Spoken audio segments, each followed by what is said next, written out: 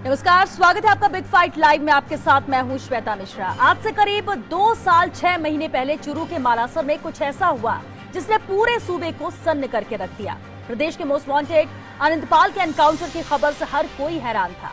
समाज के नेताओं ने एनकाउंटर को फर्जी करार दिया। आनंदपाल के गांव सावरात में समाज के लोगों का हुजूम उमड़ आया। गम और गुस्से में डूबे लोगों को समाज के नेताओं के भड़काऊ भाषणों ने बेकाबू कर दिया। हिंसा भड़की। हर लब पर एक ही मांग थी, मामले की सीबीआई जांच हो। इसे समाज का दबाव कहा जाए या फिर वक्त की नजाकत, सरकार ने भी सीबीआई जांच को मंजूरी दे दी। 2 साल 6 महीने बाद जब सीबीआई ने जांच खत्म की तो चौंकाने वाले खुलासे हुए। एनकाउंटर तो जायज साबित हुआ, लेकिन सावरात में उठी आग की चिंगारी पर सवालिया निशान खड़े हो गए। राजपूत समाज के जो नेता सीबीआई जांच की मांग कर रहे थे, उन्हीं में से 24 नेताओं को हिंसा भड़काने का दोषी मान लिया गया। लाजमी है, आनंदपाल एनकाउंटर का जिन एक बार फिर खड़ा हो गया है। इस बार निशाने पर राजपूत समाज के नेता ही हैं। ऐसे में एक बार फिर राजपूत समाज में आक्रोश है और कभी एनकाउंटर की सीबीआई जांच की मांग करने वाले नेता आज सीबीआई पर ही सवाल खड़े कर रहे हैं। ऐसे में उठता है सवाल कि आखिर जांच की फांस कहां तक आज।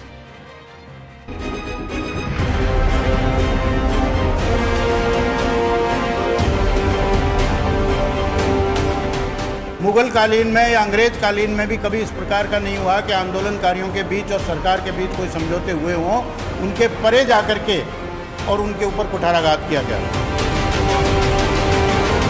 भारतीय जनता पार्टी जो डॉक्टर बनी हुई थी, इसको ये समाज के लोग गए थे, इन्होंने अपनी दाई टांग में दर्द था दिखाने, दाई टांग गए थे, ऑपरेशन कर दिया बाई टांग का, काट दी इनकी। और यदि एनकाउंटर सही है तो जांच हो जाएगी, गलत है तो जांच हो जाएगी। ये एनकाउंटर गलत था, इसलिए जांच हुई, पब्लिक की डिमांड थी।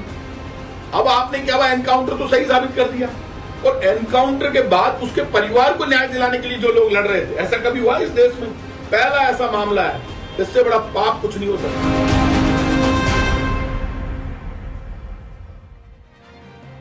असली एनकाउंटर में ढेर हुआ आनंदपाल, लेकिन जांच पर क्यों उठ रहे हैं सवाल? प्रदर्शनकारियों तक कैसे पहुंची आज? क्यों गले की फांस बन गई सीबीआई की जांच? और सबसे बड़ा सवाल, जब जांच ही बन गई फांस तो कहां तक जाएगी आज? बिग फाइट पे बहस आज इसी अहम मुद्दे पर, और बहस के लिए हमारे साथ मौजूद है खास मेहमान। चलिए उनसे रूबरू करा दें आपको। हमारे साथ कांग्रेस नेता हनुमान सिंह खांगटा जी हैं, बीजेपी नेता मनीष पारिक जी हमारे साथ हैं, राजपूत सभा भवन के अध्यक्ष गिरिराज सिंह लोटवाड़ा जी हैं, और साथ ही पूर्व आरपीएस राजेंद्र सिंह शेखावत जी भी हमारे साथ हैं। बहुत स्वागत है आप सभी का बिग फाइट लाइव में। गिरिराज सिंह लोटवाड़ा जी, आपसे शुरुआत करते हैं। राजपूत समाज में इसे लेकर आक्रोश बहुत है। पहले आप लोगों ने मांग की सीबीआई जांच की, और जो उम्मीद की जा रही थी उसके उलट ही यहाँ पर हुआ, और ऐसा इतिहास में अब तक पहले कभी नहीं हुआ। किस बात को लेकर नाराजगी आप लोग की, और किस तरह से आप मानते हैं कि ये सीबीआई जांच गलत है?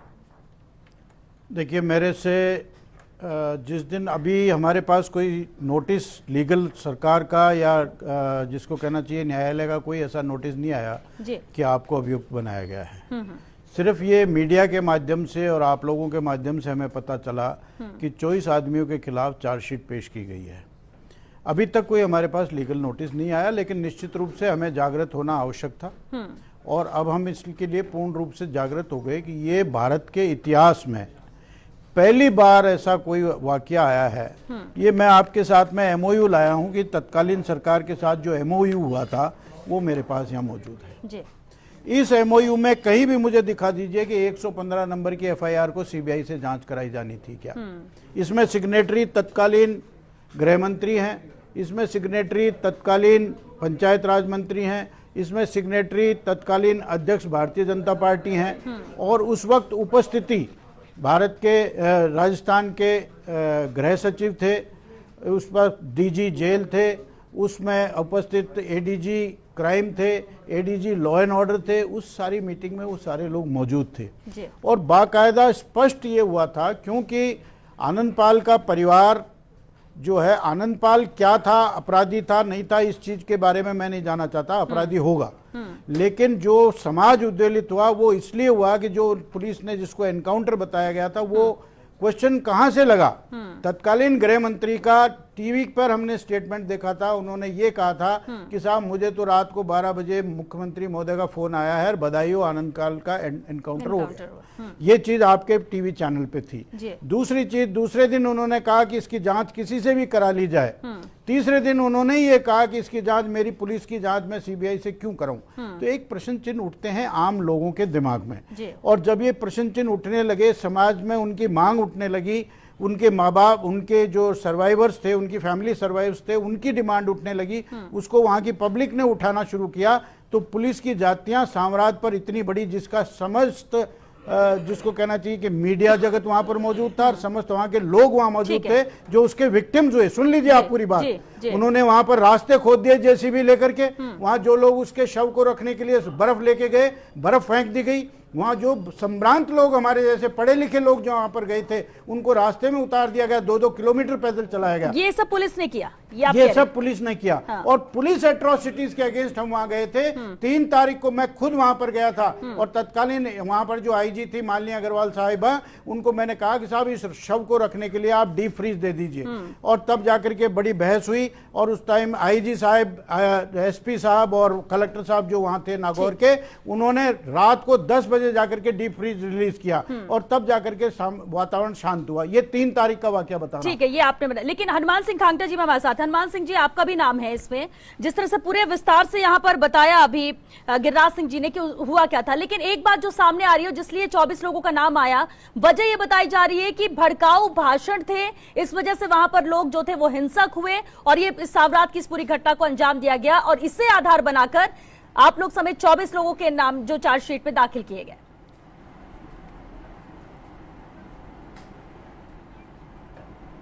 मैं आपको बता दूं जी कि इसके अंदर बिल्कुल साजिश के साथ में, और उस टाइम की भारतीय जनता पार्टी की सरकार के इशारे से और षड्यंत्र के साथ में इन हमारे सब लोगों को नाम जोड़े गए और फंसाए गए। जिस टाइम ये हम लोग जो जिनके नाम लिखे गए, पुलिस का 2-3 किलोमीटर दूर कैंप था और वहां सभी पुलिस अधिकारियों के साथ में हम बैठ के वार्ता कर रहे थे और कह रहे थे कि भाई इसका शीघ्र दाह संस्कार कर दिया जाएगा। और उसके बाद में पुलिस ने कहा कि भाई राजस्थान सरकार आपकी सारी मांगे मान गई है और आप तो रिटर्न में दे दो। तब हम जाके 2 किलोमीटर दूर है, 3 जहां से बुला के उनके परिवार वालों को लेकर आए कि उनसे लिख के लो। उनकी मदर ने को बुलाया तो कहा बेटी को बुलाओ, बेटी को बुलाया तो कहा मिसेज को बुलाओ, उनको सबको बुला के वहां पुलिस कैंप के अंदर हम बैठे थे सभी लोग। और ये जब ये कई छोटी मोटी वहां पुलिस ने लोगों को भड़काया, पता नहीं किसने भड़काया वहां। मैं तो ये कह रहा हूं पुलिस और वहां सरकार के कुछ ऐसे लोग थे, उन्होंने इस वहां छोटे मोटे कोई लोगों को भड़का दिया, जबकि जो लोग हैं जिनके नाम सीबीआई ने ये लिए हैं वो सारे उस टाइम पुलिस कैंप के थे, अंदर थे, और सभी सीनियर पुलिस अधिकारियों देखिए आप दोनों की बात सुनकर ये साफ नजर आ रहा है हनुमान सिंह जी। और जो गिरिराज सिंह जी ने कहा कि आप लोग जो समाज के लोग थे वो वहां पर पहुंचे थे समझाइश के लिए, दाह संस्कार के लिए परिवार तैयार हो सके, परिवार के सदस्यों को आप लोग बुलाया और आप लोग ये भूमिका निभा रहे थे, आपका कहना ये है। लेकिन मनीष वारिक जी, सवाल पूर्ववर्ती सरकार पर उठ रहा है, कैसे इन लोगों के नाम उसमें जोड़े गए? इनका कहना है साजिशन फंसाया गया इन्हें, जबकि ये तो दूसरी भूमिका निभा रहे थे, वहां लोगों की समझाइश कर रहे थे, लोगों से बातचीत कर रहे थे, मनाने की कोशिश कि सब चीज शांत हो जाए, क्योंकि नाराजगी थी और इस वजह से दाह संस्कार नहीं हो पा रहा था शव का।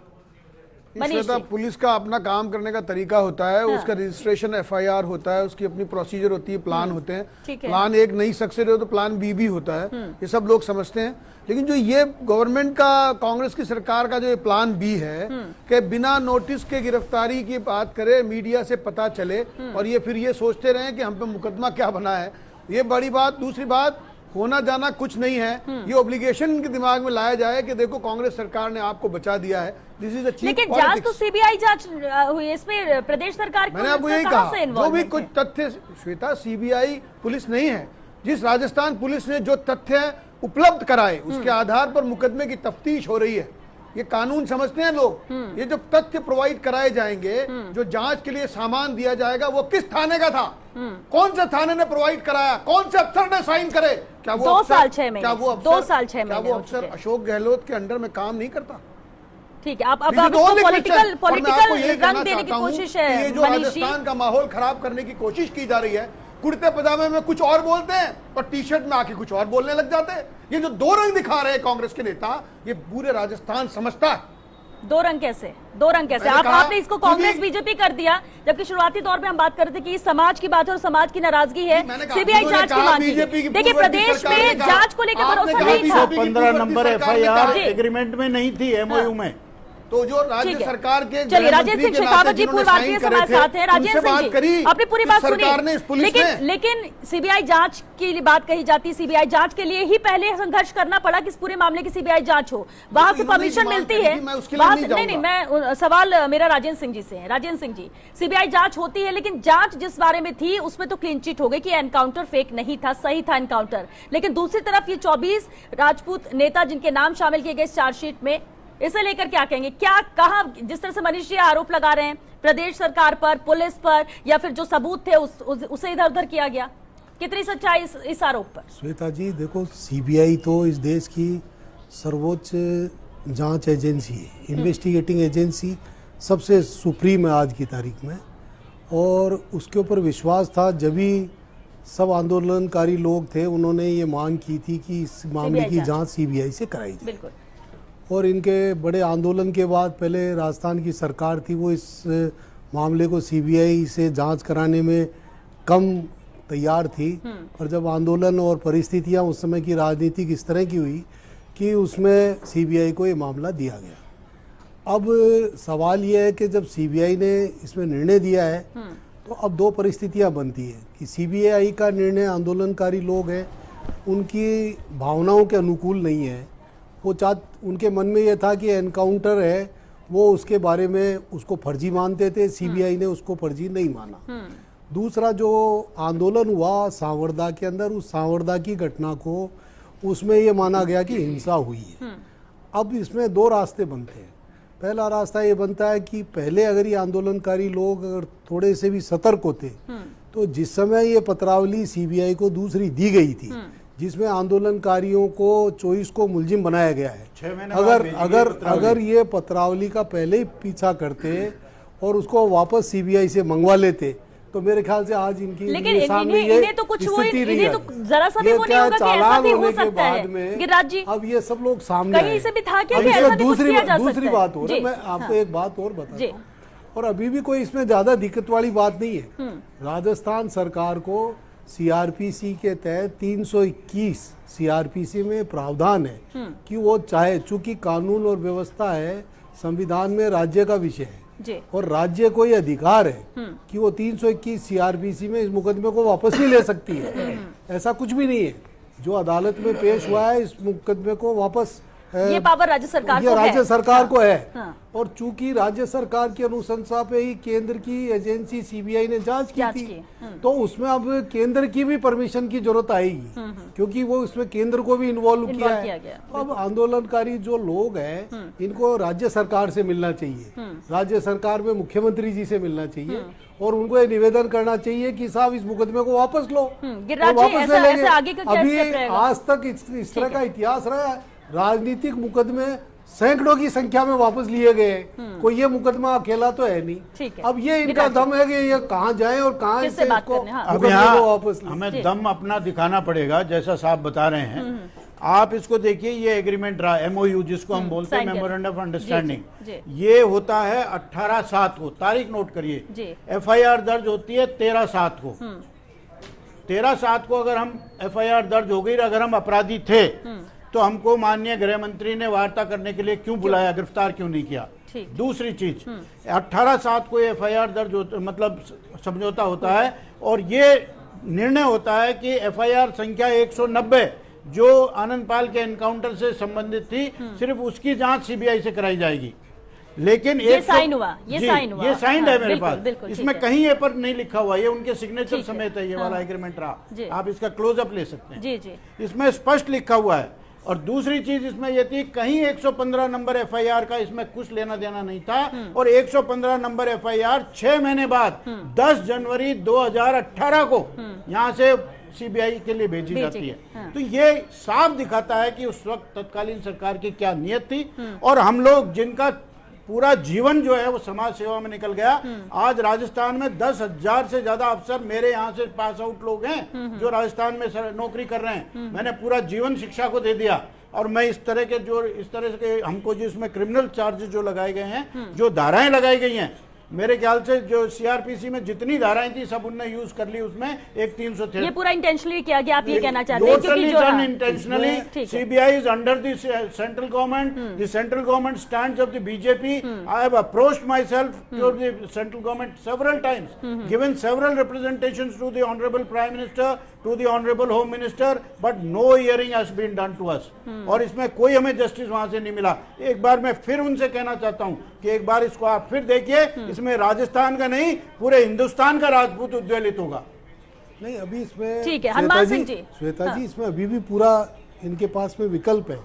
ये अभी भी राज्य सरकार के जरिए केस को हनुमान सिंह जी, पूरा राजपूत समाज एकजुट है और आप लोग कह रहे हैं कि ये गलत हुआ था, और जिस तरह से डॉक्यूमेंट्स में यहाँ पर दिखाए जा रहे हैं कि साइन कुछ और हुए, बात कुछ और हुई और किया कुछ और गया है।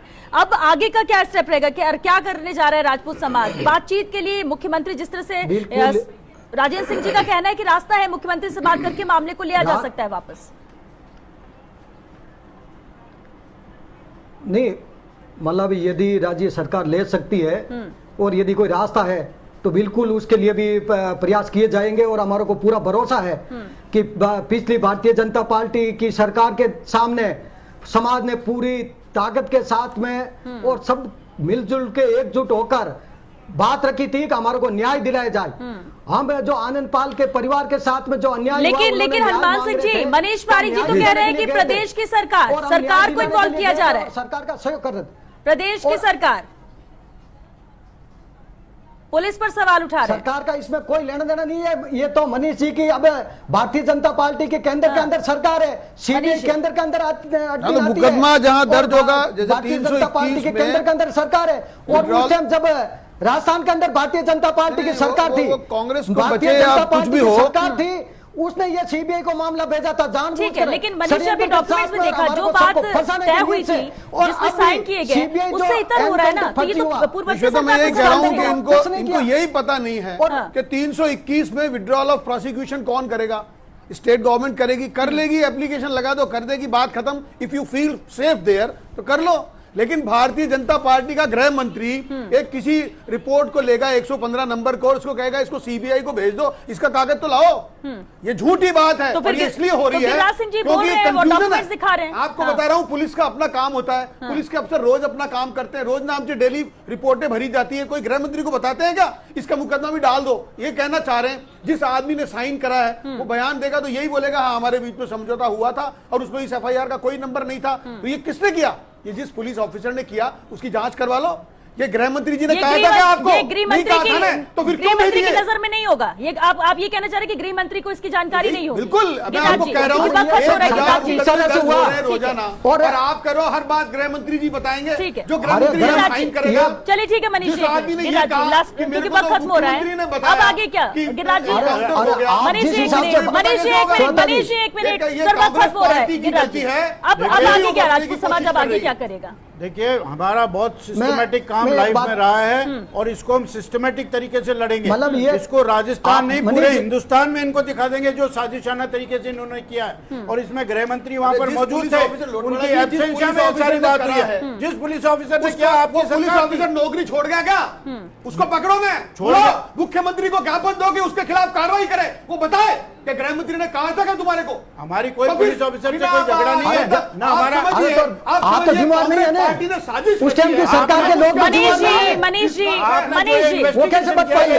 मनीष जी, इन्वेस्टिगेशन तो ये सीबीआई ने की है, सीबीआई ने की है मनीष जी, सीबीआई ने की है, सीबीआई ने की है, उस चीज को एक्सेप्ट करिए। मैं तो ये कह रहा हूँ कि जो भारतीय जनता पार्टी की सरकार पे आरोप का एक फुग्गा उड़ा दिया है कांग्रेस पार्टी के नेताओं ने, वो गलत बात है। चलिए सीएम के पास आप जाएंगे, क्योंकि अगर ऐसा ऑप्शन है और सीएम के पास पावर है तो आप इस मामले में हम सीएम से भी अप्रोच करेंगे। हमारा कांग्रेस भाजपा से कोई लेना देना नहीं, हमारा सामाजिक लड़ाई है और इस सामाजिक लड़ाई को भी संपूर्णता जो है वो चेंज कर दिया गया है। हमारा आनंद पाल से भी कोई लेना देना नहीं था। जो पुलिस एट्रोसिटीज के खिलाफ ये लड़ाई थी, पुलिस एट्रोसिटीज ये समाज एकजुट है इस मामले को लेकर। चलिए बहुत शुक्रिया आप सभी का इस चर्चा में शामिल होने के लिए। तो प्रदर्शनकारी तक ये आज पहुंची है। हालांकि साफ इनका कहना है कि गलत तरीके से और साजिश के तहत इनके नाम इसमें इन्वॉल्व किए गए हैं, जबकि ये दूसरी भूमिका निभा रहे थे यहाँ पर। और ऐसे में जो वादे किए गए थे, जो साइन किया गया था, जो MOU साइन किया गया था, उससे इतर यहाँ पर कार्रवाई हो रही है और इसके खिलाफ राजपूत समाज एकजुट है और कहना यही कि जो भी रास्ते होंगे वो आगे जाएंगे, लेकिन इस तरह से समाज की एक गलत चेहरा लेकर आने की कोशिश जो की रही है, साजिश में फंसाकर 24 लोगों को जो इन्वॉल्व किया जा रहा है, चार्जशीट पे नाम आए हैं, उसके खिलाफ इनकी लड़ाई आगे जारी रहेगी। चलिए 6 बिग फाइट लाइव में आज के लिए बस इतना है। नमस्कार।